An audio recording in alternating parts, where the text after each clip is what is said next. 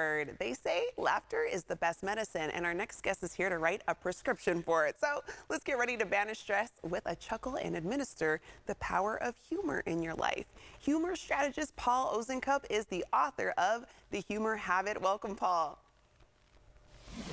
Hey, thank you. Great to be here, Desiree. Yeah, this is an exciting way to kick off our Monday, what we're talking about. So let's jump on into the world of laughter. Can you start by telling us about The Humor Habit and why you wrote it? Yeah, I wrote this book because there's a lot written out there about why we need to lighten up and see the lighter side and the fun side of life more often, and that we should just be able to laugh things off. But there's not much written about, so how do I do that? Like, when do I start laughing at life? And so I wanted to put some things, easy tools for people to use to be able to see the lighter side of life. All right, and you kind of break that down for us because your first strategy for stressing less and laughing more is called the 3 funny things intervention. What is that?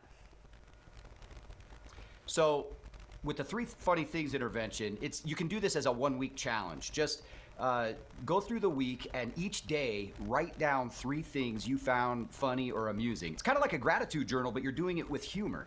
And researchers have found that people who did this just for 1 week increased their overall happiness and decreased depressive symptoms for up to 6 months just for doing that for a week.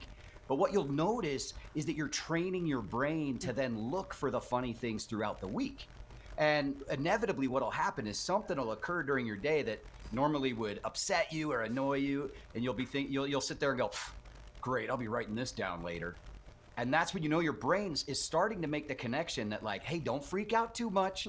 Even though you're not laughing yet, there might be humor in this. So that gives us some immediate perspective on life. I like that practice because it's so easy in our lives to just kind of forget about the good things that happen. It's very busy, it's very fast paced. So taking a time to stop and reflect and write those 3 things down, I think it can only be good. And Paul, I understand the comedy chaser is your cure for doom scrolling. How can making the last screen time of our day funny actually impact our stress levels?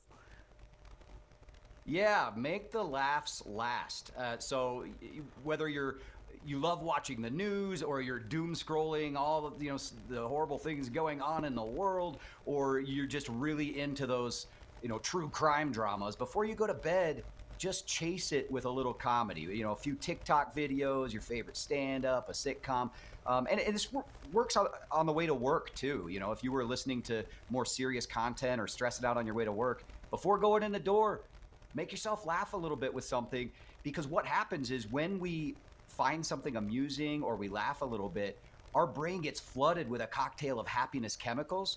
So you're replacing those stress-inducing chemicals with stress-reducing chemicals, so you can either go to bed or go on about your day. Okay, so we'll take a moment to look at those cute dog videos when we're doing the doom scrolling. And mirthful mantras, right. That sounds intriguing. Can you share an example and explain how they contribute to a lighter mindset?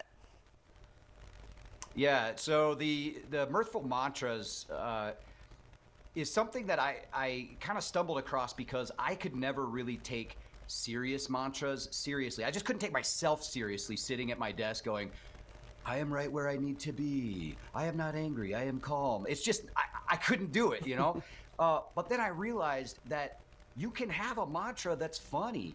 So, for example, think of a ridiculously positive song, and you can sing that while things aren't going well. There's nothing that puts things in perspective like cleaning dog diarrhea off the carpet while you're singing "Everything is awesome" from the Lego movie, right? And it does give you a little perspective, like, okay, we're in the pit of misery right now, but it's okay, and you might even make yourself laugh. I like that. I like how you put the twist on it because, I have a dog too, and when she has those accidents, I may not be the happiest, but if I can take a moment to pause and just laugh about it and understand there's bigger things out there that I could be frustrated with, this doesn't have to be one of them. It's challenging us to change our mindset, which I like. And we've heard of a swear jar. When we're kids, we say a bad word, you put money in the jar. But what is a humor jar? Yeah, the humor jar, if you want to swear while doing your humor jar, you're more than welcome to. That's your own personal choice. But the humor jar is a way of taking advantage of really the way humor shows up in our lives, which a lot of times is random and spur of the moment. So your funny friends or relatives say or do funny things, or at work, your funny colleagues say or do funny things.